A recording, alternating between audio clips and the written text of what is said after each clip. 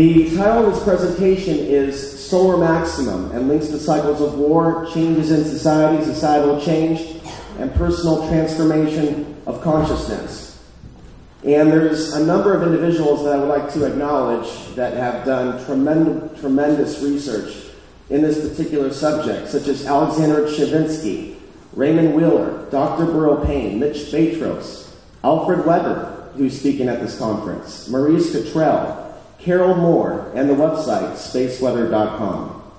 So we're going to be talking about some of the changes taking place with the sun. As some of you already know, the History Channel for years, as we've been approaching 2012, has been presenting the changes with the sun, the cycles of the sun, as something that may end the world as we know it, which has created a lot of misunderstanding as to what changes the cycle actually brings. We're going to talk about the changes that the cycle of the sun brings in terms of climate, cycles of war, changes in consciousness, and even changes within the economy itself. So by looking at the cycles of the sun, we can get out of what a lot of people are stuck in, which is a polarized worldview. A perception that, we are going to have a global shift in consciousness, which assumes that everyone's going to wake up. And the other polarized worldview is catastrophobia. We see a lot of this during solar peaks.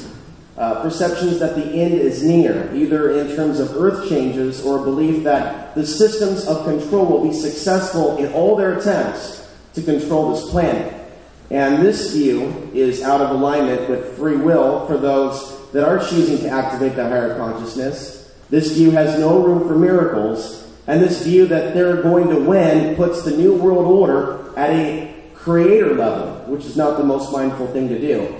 Both of these views that a lot of people are emotionally attached to, their hopes, their fears, is ultimately based in Western linear thinking. In the East, circular thinking has no beginning and no end. So we're not talking about complete salvation, and we're not talking about total damnation. We're simply looking at the cycles and the change that they bring. In 2009, I published an article entitled Solar Cycles and the Earth's Weakening Magnetic Field, which was published in Nexus Magazine in their Spring 2009 edition. And the following is a brief breakdown of some of the info that I was looking at then in 2009 that's going to set the preface for some of the other information that we'll be getting into. And this is a graph, one of many, that shows the solar cycles, and this one starts at 1940. That was their projection for what sunspot cycle 24 was expected to be several years ago. That has changed since then. Solar cycle 24 was originally projected to be 30 to 50% stronger than the previous cycle, which began as much as a year late. And there's been a delay in the intensity of the rise, leading some to speculate that we may be going into a deep minimum, which could trigger a mini ice age, and others to speculate that in fact this is actually the quiet before the storm. In 2008 and 2009, because of record low sunspot numbers, solar wind dropped to a 50-year low. And right now, NASA's predicting that the solar cycle is not going to peak in May 2013, which was their last projection, but in fact we're going to see a double peak in late 2013 and 2015. A lot like what we saw in solar cycle 14 about 100 years ago at the turn of the century. The last two solar cycles, we saw a double peak in sunspot cycle number 22 and sunspot cycle number 23. This is what Mitch Batros has to say about this on Coast to Coast, November 22nd, 2012. There seems to be a change in the configuration that these lower events, such as an M1 or M5, seems to have the impact of an X-flare. That correlation is transferring to the Earth's core, and that's what's causing these Earth-changing events, such as earthquakes and volcanoes, including hurricanes and extreme weather of all types. Here's what Nassim Haramein has to say.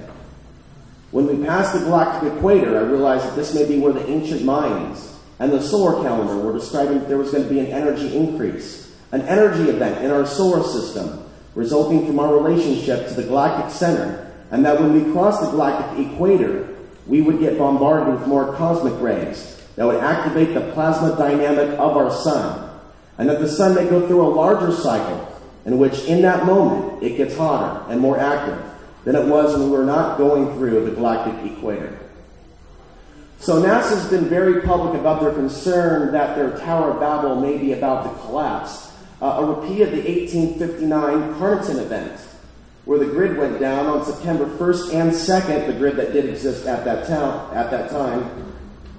The nation's telegraph wire system went black after our planet was hit with a massive solar flare that made its way to the Earth in 17.6 hours. Normally, CMEs take 3 to 4 days to reach the Earth, but because of a prior flare, it cleared the way of ambient solar plasma, and this could happen again. In that event, auroras were seen around the world, even as far south as the Caribbean. So there's been a number of studies on this potential event of the grid being disrupted, and there's a general consensus that if this would happen, there'd be a catastrophe, there'd be food shortages, there would be mass deaths. And this is only one way of looking at this particular event, an outcome or reality. There could be positive in results of such an event. But they're warning that vital systems like nuclear power plants and some aspects of the military-industrial complex could be affected. And they've estimated that this could cost about $2 trillion, which I think is a highly conservative number. These are dense population centers. If we did see a massive solar flare take out the grid, the little area here would be the most affected by such an event. Now, the problem with the nuclear power plants is that there's not enough fuel to run the backup generators if cooling systems would be affected. And Congress has taken no action. House of Reps try to push the Senate to create redundancy systems. And in the bill they proposed, H.R. 5026, they remove all references to protecting the power grid. So even though they gave the bankster gangsters trillions of dollars in a banker bailout, the estimated cost to reinforce the grid is only about $100 million, which leads me to wonder if they're aware that something's coming that they can't stop, that they need to be prepared for, to deal with, to manage in a way that doesn't involve worrying about the American people and what they're going to do. So we should ask ourselves some questions. Is there a fear at the higher echelons of, say, even the shadow government, that they're concerned that their Tower of Babel could be on the brink of collapse, total destruction? Has at any time this government discovered this potential, the potential of this event, with the use of remote viewing or any other means? And in what specific ways are they preparing for this event? How do they intend to maintain a strong, dominant, controlling position when their technology that's often used to suppress humanity is disrupted? How might this create a positive outcome after a period of time of people seeking freedoms, for people seeking freedom from dominating structures and oppressive systems at a moment when governments may not possess the technology or resources to continue to suppress them or manipulate them? And of course, how might such an event bring people together in a crisis where friends and loved ones are more valuable than money or technology? So I've been speculating for years in my own inner imagination that an event like this could really bring a shift in consciousness, because all of a sudden, we're now more valuable to each other. And the matrix, technology, money as we know it will be less and less valuable. So is this really the end, as the History Channel has been drumming into people's minds as we have been going into 2012, ramping up the years into 2012? Or could this be the beginning of something entirely new? There's been a lot of events where technology has already been disrupted by increased solar flares, such as 1960 and in 1989, where the grid went down in Canada, and 6 million people in the US and Canada were left without power for 9 hours. And in 1993, ATM machines were affected in Massachusetts. In 2003, a series of X-class flares interfered with satellite communications and created a brief power outage in Sweden and lit up the skies with ghostly auroras as far south as Florida and Texas. You'll notice there, September 7, 2005, with this event, that was right around the time of Hurricane Katrina. And that event, around that time period, an X-class flare caused disruptions to parts of the grid and knocked out the GPS system completely for 10 minutes. And I know some people aren't aware of this stuff, but all this stuff is scientifically verified, and you can look it up on the internet. And the last several years, more satellites that have been owned and managed by the U.S. military have faced some form of disruption have been affected in some way. There aren't a whole lot of ways that NASA can completely accurately project the intensity of an upcoming solar cycle or the amount of sunspots, but one of the things that they look at is the sun's great conveyor belt, or GCB. And what's interesting is their calculations in 2006 have changed. In 2006, NASA solar physicist David Hathaway said that a previous study of the GCB showed a slowdown, and said that based on current data, the slowdown we're now seeing means that solar cycle 25, the next cycle, peaking around 2022, could be one of the weakest in centuries.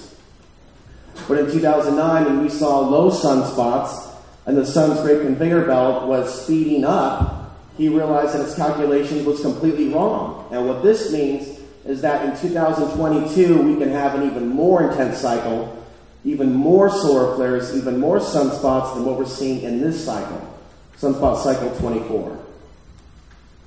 And this is a quote from David Hathaway from NASA. This challenges existing models of the solar cycle, and it's forced us back to the drawing board for new ideas. So the magnetic field, as you know, protects us from asteroids, different forms of radiation, some of which is harmful. And when solar flares hit the magnetic field, it diverts the solar particles towards the poles. And so a strong magnetic field is obviously a very good thing for life on Earth.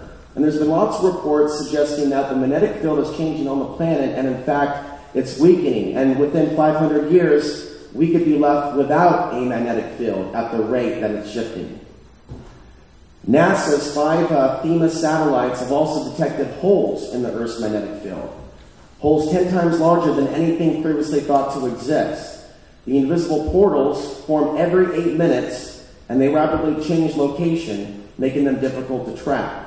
So the breach that we're seeing with the Earth's magnetic field can maximize the impact on the solar flares, and of course the human emotional response, as we'll get into.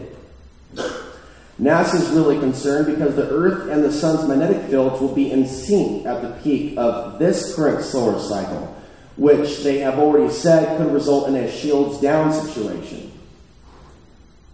This story has also been referred to as magnetic portals connect the Sun and the Earth. And this is a NASA illustration of the breach. You've probably also heard about magnetic north moving at 40 miles per year in the direction of Russia. And this has already begun to cause major problems for aviation. They've already recalibrated landing strips at airports across the nation and the planet. And this can also cause issues for migratory animals and birds, leading some to speculate if maybe the die-off that we've seen with the birds, with the honeybees, with the fish, is not a result of deliberate chemical poisoning, but their navigation systems being off to the point where they're ending up in cold waters or cold parts of the planet where they can no longer survive. So this field we're discussing has been decreasing for at least 160 years at an alarming rate, leading some experts to speculate that we could be heading towards a reversal. And that happens when patches of iron atoms in the Earth's liquid outer core become reverse aligned. And they're finding evidence that we are seeing rapid changes in the Earth's liquid core. The study suggests from the National Academy of Scientists that the churning movement of the Earth's liquid core is weakening the field of the planet in some regions of the planet areas around the Atlantic and Pacific Ocean. Scientists have also detected that every now and then our magnetic field is bombarded with cosmic rays from space. And for years they didn't know where cosmic rays came from, and now they're saying they believe that they are caused by supernovas, explosions, remnants of stars. And several months ago, a report came out that scientists are looking at new clues that our universe may be a holographic reality, a computer simulation. And specifically, they're looking at cosmic rays and their equation, which makes this even more interesting. So there's been a number of other anomalies. I'm going to try to speed this up to get to the next section. Missing matter caught in tangled cosmic webs. Magnetic fields offer black hole escape route. And this relates to the Earth itself, may be a living conscious being responding to the solar flares. This is from the Daily Mail, June 1st, 2012. Last month's solar flare created a mysterious pulse on Earth that seemed to answer the sun's blast. So there's been a lot of changes in our solar system, the new discoveries that indicates that the world as we know it, the universe as we know it, is changing very, very fast. For example, water ice has been discovered on Mercury. New storm on Jupiter hints at climate change. Pluto's atmosphere larger than thought. Dark side of Uranus rings reveals dramatic changes. NASA's Cassini satellite sees abrupt turn in Titan's atmosphere. That's one of Saturn's moons. And Saturn, by the way, there's been a lot of storms that have been recorded on the surface of that planet over the course of the last decade. NASA's spacecraft reveals dramatic changes in the atmosphere of Mars. Strongest evidence yet that there is life on Mars. Bizarre vortex on Venus changes shape every day. By the way, this is from space.com. And they're also detecting changes in Venus, changes in the ionosphere of Venus. And this came out on the 20th of April of just this year. 7 new planets have been found. 2 of them may sustain life. There's obviously a lot of changes taking place within the solar system, but the focus of this presentation, and all that was the preface for what we'll get into now, is how human beings are affected by these changes. Emotional states. Pattern recognition is what we're looking at here with the connection between peaks in solar cycles, solar activities, times of solar maximum, and the launching of new battles, wars, conflicts, false flag events, specifically at certain times. And we're going to be looking at a number of individuals that have provided information about the quantitative information that everybody has access to in terms of these solar cycles. And Alexander Chavinsky is one of the most historical figures. He was an acclaimed scientist in Russia who studied the biological effects of the sun and universe. In particular, how mouse changes in human behavior correlated to sunspot cycles. In 1915, he started to look in this direction at the effects of the sun. He spent a summer observing the sun and first hypothesized the effect of periodic changes in solar activity on the organic world. In 1916, he entered the front lines of World War I, and it was there that he first discovered that battles tended to wax and wane with the strength of solar flares and geomagnetic storms. He constructed what's called the Index of Mass Human Excitability, which traced the incidence of wars, revolutions, riots, expeditions, and migrations from 500 BC to 1922 AD. And he was jailed for his research by Stalin in 1942. He asked Chevetsky to retract his writings in solar cycles, which contradicted Soviet theories of the reasons for the Russian revolutions of 1905 and 1917. So he did 8 years in a forced labor gulag, followed by 8 years of Soviet rehabilitation, where he then conducted scientific work in the coal mines. Of course, Russia did commemorate Alexander Chevetsky, but it was a little too late. But his research spawned other studies. For example, Raymond Wheeler from the University of Kansas confirmed that the pattern, in fact, does span human history as far back as 2,500 years. He found that intense magnetic upswings directly affect the human brain and at times drove mankind into deadly emotional tantrums and frenzied killing sprees. He also wrote a book entitled Climate, the Key to Understanding Business Cycles. Edward Dewey found his information and statistically analyzed it. He's the founder of the Foundation for the Study of Cycles. Dewey validated the existence of these war cycles, and he described the 4 components of Chizevsky's 11-year cycle and their appropriate links.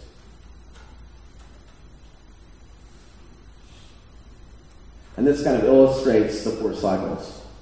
The blue section, the yellow, the red, and the yellow again. Dewey wrote in 1970 that knowing that wars have a cyclical nature related to sunspot cycles implies that they have a common cause, and therefore they are predictable. If so, maybe they can be avoided. But for the powers that be, and their perspective on things, events can be staged. People can be manipulated, especially if they're out of balance and out of alignment with their own truth. Dr. Robert Becker and Dr. Friedman also looked at this information and found that more people flip out at times of increased geomagnetic activity and that there was an increase in psychiatric hospital admissions.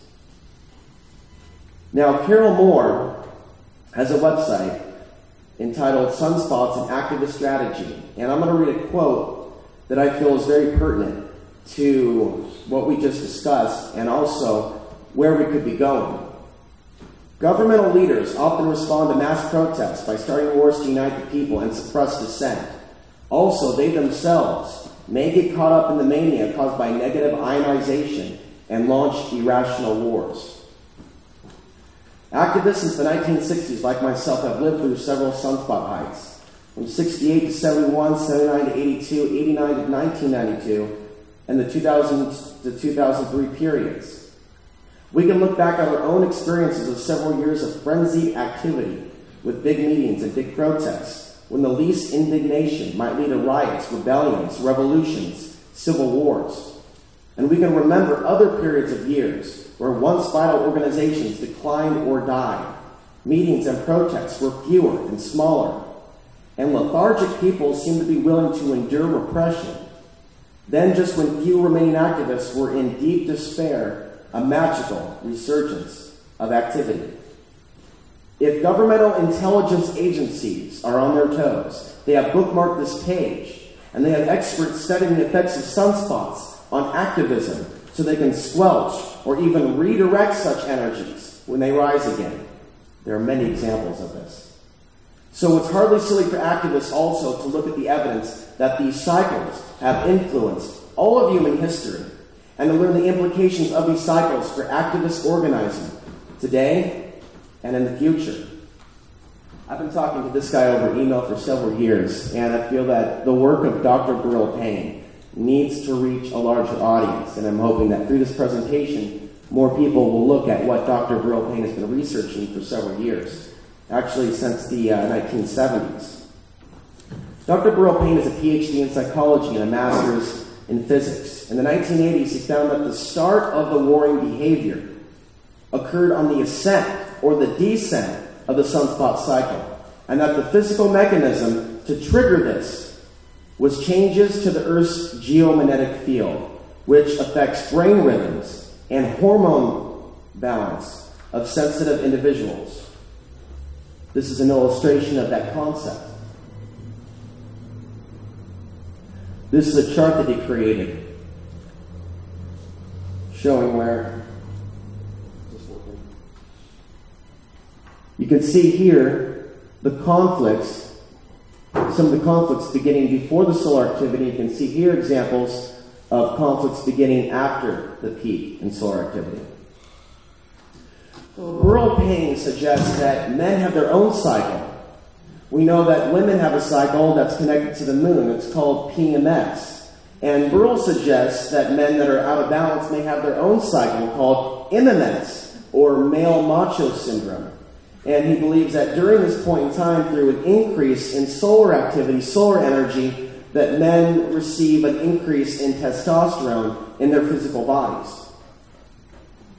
He writes, quote, "Wars could be called a mass psychosis or a new disease, which is not caused by bacteria or a virus. If warring behavior is perceived as a previously unknown type of mass psychosis, then the means for dealing with it becomes different than those traditionally employed. And those means have not worked very well." It gets even deeper in his book, Planetary Influences. He observed that when Mars, Venus, and Mercury were near the Earth at the same time period, more sunspot numbers were likely to form, and more wars were more likely to start if the sunspot cycle was either on the ascending or descending part of the 11-year solar cycle. And he found that there's a correlation 85% of the time between periods when planets are relatively near the Earth and the production of sunspots and other solar activity. There's also a quote from a famous metaphysical teacher called George Gurdjieff, who said in the 1940s that war is the result of planetary influences. So we're now going to go over the evidence, the historical events that have taken place in different solar cycles, beginning in the late 18th century, around the time of the Revolutionary War. And we're going to have to abbreviate this for time, but what we can see in this particular chart, and there's many charts, it would take a half hour to get into all the things that took place between 1770 and 2013. But we saw events that led to the American Revolution in sunspot cycle number 2. In sunspot cycle 3, we see the American Revolution. We see the U.S. Constitution being written in the third solar cycle. Solar cycle 5, Napoleon conquers Europe, 1803 to 1806. And a lot of other things taking place in Europe. Solar cycles 8 through 10. And we see events that led to the Civil War, for example, in the United States, which ironically started 2 years after the 1859 Carnarvon event, where the grid went down. The grid that did exist at that point in time. We also saw revolts beginning in India, Italy, and China. Solar cycles 11 through 13. U.S. labor strikes, revolts in Sudan, First Indian Congress meets. 1893 to 95, Zulu Revolt, Cuban Revolution. And we see events that led to World War I, solar cycles 14 through 16. And as I said earlier, solar cycle 14 was double peaked, as they're projecting that this current solar cycle could be double peaked, 2013 and 2015. 1914 to 1919, First World War, Irish and Indian revolts, Russian Revolution, and the atom split. In 1929, by the way, during the peak in sunspots, the peak of the solar activity, we saw the Great Depression. We saw the stock market crash, rather, that led to the bottoming out of the Great Depression around 1933. During the same time period, we see Mussolini and Hitler rising to power, built on economic unrest and other revolts, formation of the Red Army, more mass civil disobedience in India. Now we're looking at events that led to World War II, solar cycles 17 to 19. Spanish Civil War, Germany and Japan start World War II. Japanese rape of Nanking. Mass civil disobedience in India. U.S. still strike, 1947 to 1953. We see the Greek Civil War, Israeli-Arab War, India-Pakistan riots, Red Army wins China, Vietnam revolts, flying saucers start becoming more common throughout the United States. Following Project Paperclip, there's also a crash of a flying saucer in Roswell during the peak of that solar cycle. The CIA was created out of the OSS, and we saw the launch of the Korean War. And we see other events following that. The late 60s took place during solar maximum, solar cycle 20. 1967 to 1969. And by the way, these years that I'm reading, that's the years that we had the peak. It usually goes from 3 to 5 years. Each solar cycle, it varies. Sometimes it's short, sometimes it's a little bit longer. Height of the Vietnam War, peace demonstrations, worldwide student uprising, Czechoslovakian uprising, USSR invasions, in U.S. inner city riots, Israeli-Arab War, Woodstock and height of hippie movement. Uprising in France, Prague Spring, moon landing, MLK and Bobby Kennedy assassinated. And there's a lot more things that take place in the next cycle. For example, when Afghanistan was invaded by Russia, it took place during solar cycle 21. The Iraq-Iran war began during that solar cycle. The Shah of Iran was overthrown. In the 1988 to 1992 period, we see a number of other events that are extremely historic. For example, the USSR begins to pull out from Afghanistan, and we see the staged collapse of the Soviet Union. We also saw the Tiananmen Square incident in China, and the Berlin Wall fell, the dissolution of the Soviet Union. Iraqi troops invade Kuwait. Bush Sr. gives New World Order speech. The Gulf War begins. We also saw the LA riots, all during solar cycle 22. In the next solar cycle, 23, and there's a lot of things that started to kick off as we approach the millennium point in time. For example, the WTO protests in 1999, and other protests that were starting to increase at that point in time, and yet 9/11 hadn't even happened yet. But already the masses were reacting to these changes. that they were feeling in their bodies. We saw the worldwide Y2K scare. Heroin overdoses skyrocket in Portland. Bush is given the election by the Supreme Court. And the 2001 to 2003 period. September 11th, 2001. You know if you use that typo there. So-called war on terrorism begins. Invasion of Afghanistan. Patriot Act signed into law. The invasion of Iraq. Because, again, these aren't wars. These are invasions. And, of course, mass protests against the war. Before they invaded Iraq, as we all remember, record numbers of protests, as well as afterwards.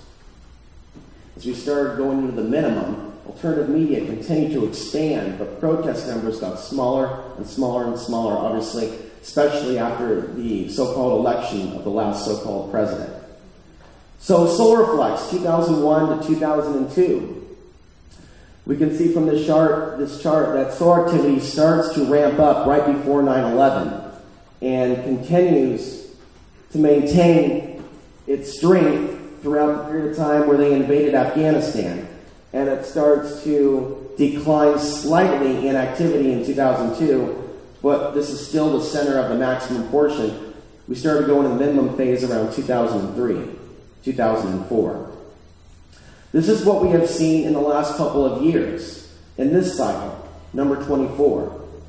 Dissent in Tunisia, Egypt, Yemen, Bahrain, Saudi Arabia. Obama overthrows Libya. By the way, 8 years to the day that Bush attacked Iraq. Bush attacked Iraq March 19th, 2003. Libya was struck March 19th, 2011. And of course, we started to see media coverage of protests all over the world, not only in the Middle East, but Europe, China, and many other countries.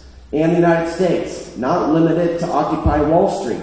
Also during this period, we saw Fukushima. In March of 2011, President Barack Obama signed the NDAA, Syrian Civil War. North Korea, the controlled wild card, points missiles at South Korea and threatens Hawaii and Japan. And of course, after the biggest solar flare this year that took place on April 11th, 2013, we saw the Boston staged false flag bombing. Engineered at a specific point in the timeline where people are most likely to react emotionally with fear to such an event. So there are also trends with economic cycles and the sun. And this chart was put together by Michael Manderville. And the arrows that I put here indicate the recession periods. So here we see on the left side of the screen, we see the Great Depression, which began during a solar peak. And we see other events, other recessions. This chart is 1986 to 2003. And we see the Bush Senior recession right here, and the dot-com bubble bursting right here. And when I looked at this chart, a couple things came to mind. Because during solar minimums, there's less human activity, or as Stravinsky calls it, human excitability. So when I saw that in 1913, there was a record low numbers of sunspots that occurred in that year. That was the year the Federal Reserve was created. If we look at 2008, that's when the banker bailout was initiated. Also a record low sunspot count year. Less activity, less expected response from human beings, less expected protests, more times to launch things when you don't want people to react to things that you launch. So they use the maximum cycle, and they also use the minimum. And notice how Occupy Wall Street took a couple of years to get moving after this 2008 launch of the banker bailout scheme. In late 2011, sunspots increased, and that was around the same time period we saw an increase in protests and other things. So this has also been discussed by Forbes magazine, who published this headline in 2011. Riots, wild markets. Do space storms drive us mad? And believe it or not, we were just talking about the Federal Reserve. They quote a study that the Federal Reserve Bank of Atlanta conducted in 2003, where they found that such storms could affect the stock market as traders were more likely to make pessimistic choices. Their report states that unusually high levels of geomagnetic activity have a negative and statistically and economically significant effect on the following week's stock returns for all U.S. stock market indexes. In addition to changes in the economy, cycles of war, there are changes that we see within the climate, even though this is not being admitted by the UN's IPCC, because it violates their official view of what's causing global warming. But here's an equation provided by Mitch Batros as to how sunspots affect the climate. Sunspots affect the solar flares, which affects the magnetic field, which affects shifting ocean and jet stream currents, which causes extreme weather and human disruption. This is a chart showing 400 years of sunspot observations. And during this period, we see what's called the, quote, little ice age, where there was very little sunspot activity. And so these are some of the charts that people refer to show that our climate has been changing for a very long time. There's documented pieces of evidence that show when there's less solar activity, temperatures on the planet are lower. NASA has confirmed the solar influence over the weather. This is from 2001, the sun's chilly impact on Earth. So even though they deny that the sun has an impact on temperatures and climate and other things, that's not stopping some scientists from saying that we can halt global warming or somehow be able to stop it if we start spraying particles into the air. Even though they've been doing this for years, chemtrailing, they're now bringing it out in the open, saying we could use geoengineering, reflect solar particles back to the sun, away from the earth, and somehow that's going to make a difference. Yet they keep saying also that the sun has no impact on climate. So this isn't making very much sense. Chemtrails, as you all know, block our natural human connection with the sun, decreasing vitamin D in the body. And when that happens, you have more sickness, you have more illness, you have a decrease in the immune system. So there's been a number of earthquakes that we can also see during times where there's been an increase in solar activity, like Mount St. Helens, when it erupted in 1980. It was during a solar peak. The San Francisco earthquake, 1989, also during a solar peak. Hurricane Katrina, we saw a solar flare take place right before that occurrence. The Christchurch, New Zealand earthquake in 2011. Of course, Fukushima, Haiti, and many, many others. Of course, the earthquake in Chile is believed to have altered time and knocked the Earth slightly off of its axis. Now, back in 1996, there was a solar flare that ironically created a magnitude 11.3 earthquake on the surface of the sun. Now, we just had a major solar flare. It was only an M6 solar flare, but it was the largest of the year. And these are some of the things that took place in the last several weeks following that flare. A 7.2 earthquake in Japan, a 7.8 earthquake in Iran, a 6.6 earthquake in China, flooding in the Midwest and Chicago, and there's been also a few volcanic eruptions. And the biggest concern scientists have is the next big one. In my hometown of Portland, Oregon, even though I now live off the grid in Colorado, they're saying the next big one, which is long overdue, will be well above a 9.0 magnitude. When that happens, bridges are going down in Portland. It's not going to be the most sustainable place to be because there's massive reliance still on food coming from the outside to feed the city's population. So I'm very concerned about how the people of the Pacific Northwest that get stuck in the city are going to make it. If this, of course, takes place. But here's a quote from Jay Patton from OSU. If we don't see this event by 2060, we will have exceeded 85% of all the known intervals of earthquake recurrence in 10,000 years. Now, this is how Mitch Batros, and by the way, he's the author of a book called Solar Rain. He's done a lot of research into how these solar flares affect the Earth and create Earth-changing events. This is his equation. This is what his science has led to as to how this takes place. There are layers of the earth. There's the crust, the mantle, and there's the outer core, inner core. And then you have the core.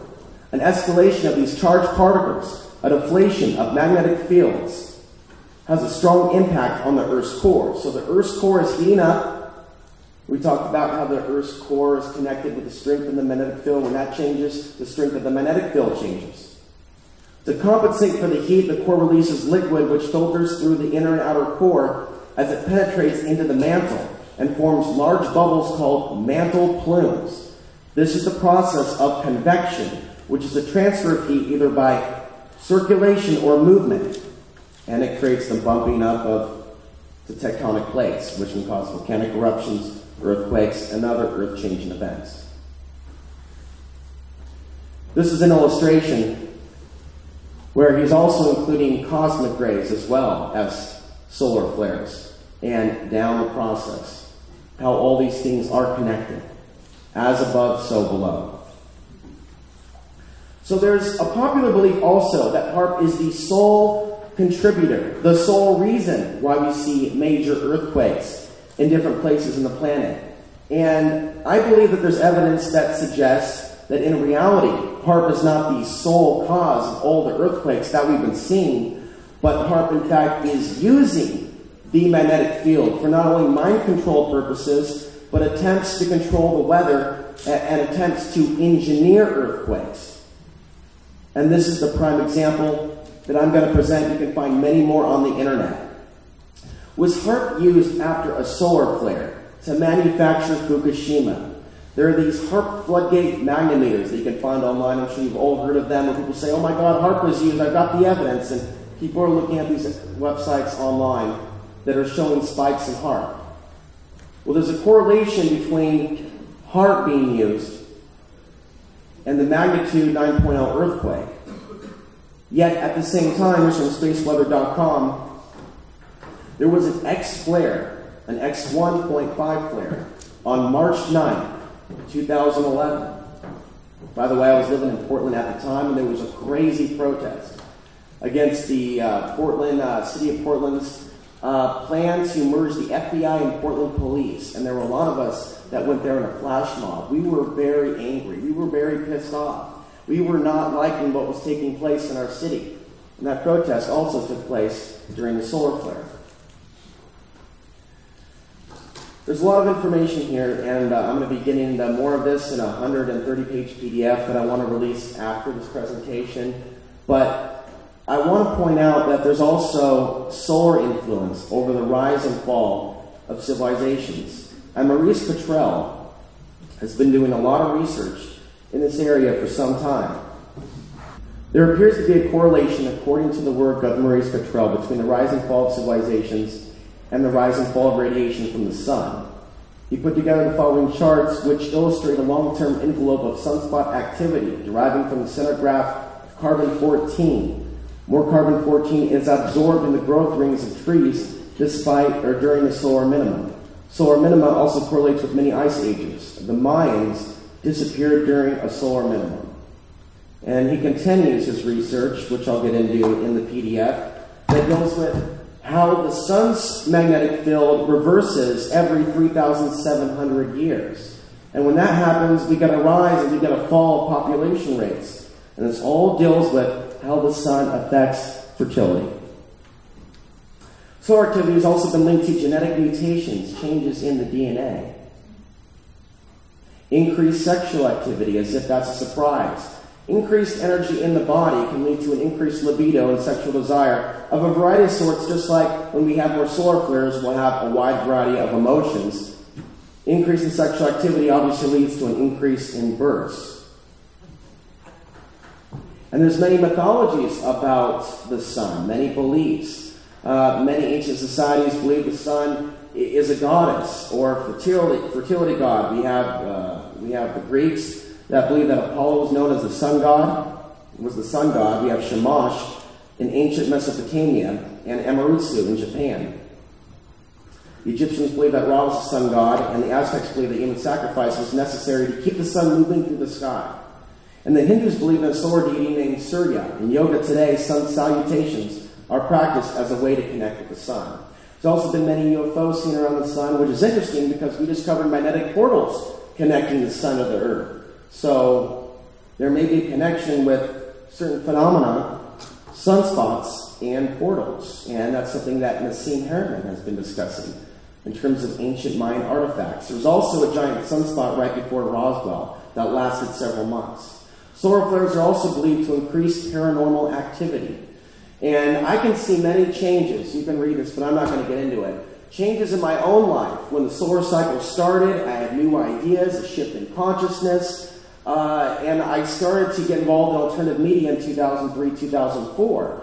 But during the peak cycle of 1999, my life was very, very complicated.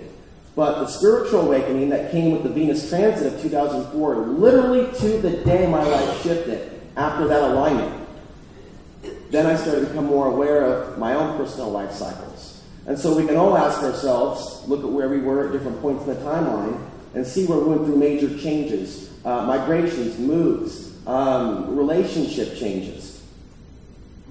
And here we are, positioned at the dawn of Sunspot Cycle 24, which could begin anywhere from now to late 2013 to another peak in 2015, the Free Your Mind Conference in Philadelphia, Pennsylvania. So the timing of this event, in conjunction with the full moon, I find to be very, very interesting. So solar cycles and the arts, human creativity, new ideas, music, movies, trends, pop culture, so many different changes, be they positive or negative, that's all in the eye of the beholder and the level of consciousness of the people experiencing the changes on the earth. Now, the powers that be use the solar cycle by staging events, panics, wars. This is the really critical part of my presentation, which we have very little time for. But they do this to provoke a certain emotional response in human beings on earth that are flooded with an excess level of energy in the human body. A sophisticated strategic use of problem reaction solution. Launching certain projects forward during solar peaks and celestial events based on the belief that their luck will be magnified. Moving certain goals forward, as I said earlier, during minimums when they expect the least amount of resistance. Dark occultists behind the powers that be understand the makeup of the human body and our stress responses. Here's what's very interesting. On 9/11, at the specific time that the major events were being televised, the first plane hitting the tower, the second plane hitting the tower, the second building falling, then the first building falling.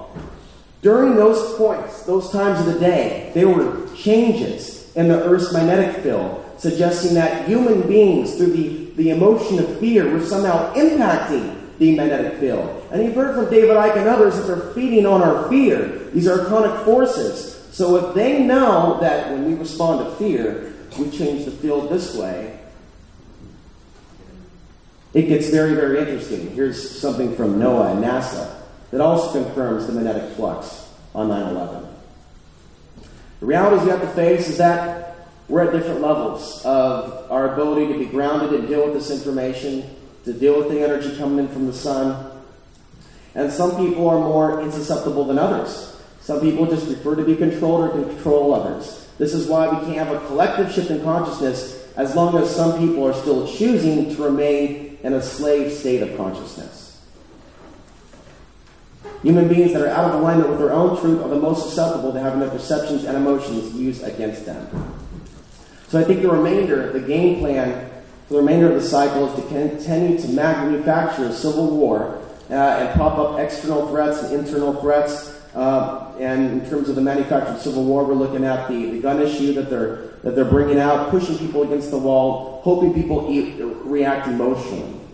And I see a lot of that. A lot of people's Facebook posts, they're saying that they're ready for a revolution. They're putting themselves out there saying things they probably shouldn't say.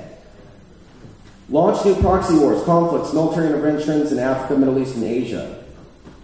The next solar cycle, the staging of World War III between China, Russia, and the United States, not until 2020. And there's a lot of quantitative information, and it doesn't mean that we can't change it, but there's a lot of quantitative information that they want to go in this direction. And my next documentary film is going to address that issue. How solar activity impacts human beings, chronobiology, is an overview. How we're affected by the sun, different hours of the day. But that's just the start. It gets deeper, much deeper.